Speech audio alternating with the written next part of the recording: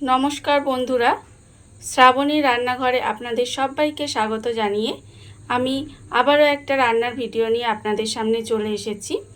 আজকের আমি আপনাদের একটা স্ন্যাক্সের রেসিপি করে দেখাবো, যেটা খুব অল্প উপকরণে এবং অল্প সময় তৈরি হয়ে যায়।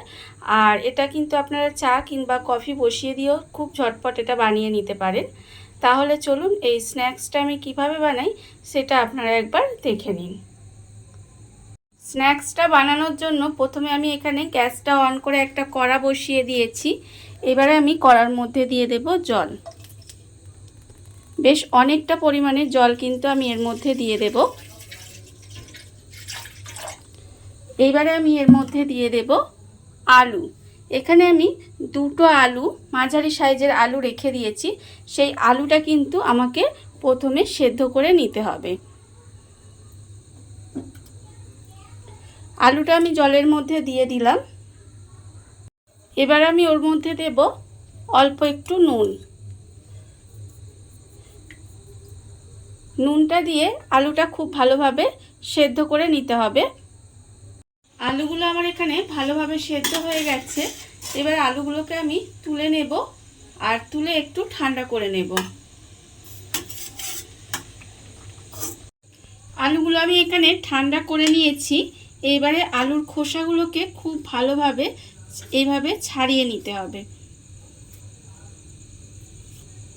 আলুগুলোর খোসাগুলো ভালোভাবে আমি ছাড়িয়ে নিয়েছি। এবার আমি একটা গ্রেটার নিয়ে নিয়েছি।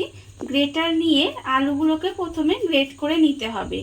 আপনারা চাইলে কিন্তু আলুগুলো হাত দিয়ে ভালোভাবে মেখেও নিতে পারেন।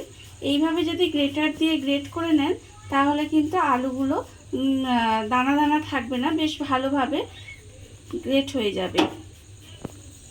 সমস্ত আলুগুলো আমি এখানে গ্রেট করে নিয়েছি। এবারে একটা বাটি নিয়ে নেব। বাটির মধ্যে দিয়ে দেব প্রথমে যে আলুগুলো আমি এখানে গ্রেট করে রেখেছিলাম, সেই আলুটা আমি বাটির মধ্যে দিয়ে দেব। গ্রেট করা আলুটা আমি নিয়ে নিয়েছি। এবার আমি এর মধ্যে দিয়ে দেব সুজি। সুজি আমি এখানে 4 চামচ পরিমাণে সুজি দিলাম। আর আমি দেব এর মধ্যে কর্নফ্লাওয়ার। কর্নফ্লাওয়ারও আমি কিন্তু এখানে 2 চামচ দিলাম। আর আমি দেব এর মধ্যে আন্দাজ মতো নুন। আর দেব গোলমরিচ, 1/2 চামচ মতো গোলমরিচ গুঁড়ো। আর দেব অল্প সামান্য একটু চিলি ফ্লেক্স দিয়ে এবার সমস্ত উপকরণ খুব ভালোভাবে প্রথমে মেখে নিতে হবে। সমস্ত উপকরণ দিয়ে খুব ভালোভাবে মেখে নিয়েছি। এবারে আমি হাতের মধ্যে অল্প একটু তেল দেব। তেল দিয়ে এখান থেকে আমি অল্প অল্প করে নেব।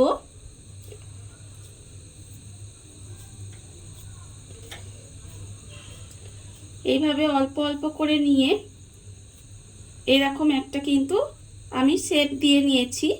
আপনারা কিন্তু যে কোনো শেপ এটা দিয়ে নিতে পারেন। আমি এরকম একটা শেপ দিয়ে নিয়েছি। এবারে এটাকে আমি রেখে দেব। আর একটা কথা আমি আপনাদের বলি, এর মধ্যে কিন্তু কর্নফ্লাওয়ারই ব্যবহার করতে হবে, কোনো রকম ময়দা কিন্তু ব্যবহার করা যাবে না, তাহলে কিন্তু এটা খেতে অতটা ভালো হবে না। এবারে আমি এইভাবে প্রত্যেকটা গড়ে নেব। স্ন্যাক্সগুলো কিন্তু আমার এখানে দেখুন এইভাবে আমি রেডি করে নিয়েছি। আর অন্যদিকে কিন্তু গ্যাসটা অন করে কড়া বসিয়ে দিয়েছি। এইবারে আমি কড়ার মধ্যে দেব সাদা তেল। বেশ অনেকটা পরিমাণে সাদা তেল আমি এর মধ্যে দিয়ে দিলাম। এইবারে আমি তেলটাকে একটু গরম হতে দেব। তেলটা আমার এখানে গরম হয়ে গেছে। এইবারে আমি একটা একটা করে এই তেলের মধ্যে দেব, দিয়ে লাল করে ভেজে নিতে হবে। আর এই সময় কিন্তু গ্যাসটা লো টু মিডিয়ামে রাখতে হবে। রেখে খুব ভালোভাবে উল্টে পাল্টে লাল করে ভেজে নিতে হবে।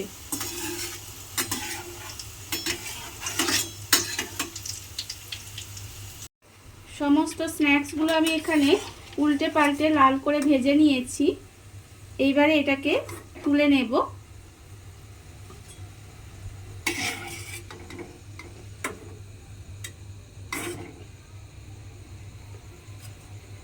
এইভাবে আমি সমস্তগুলোকে তুলে নিয়েছি।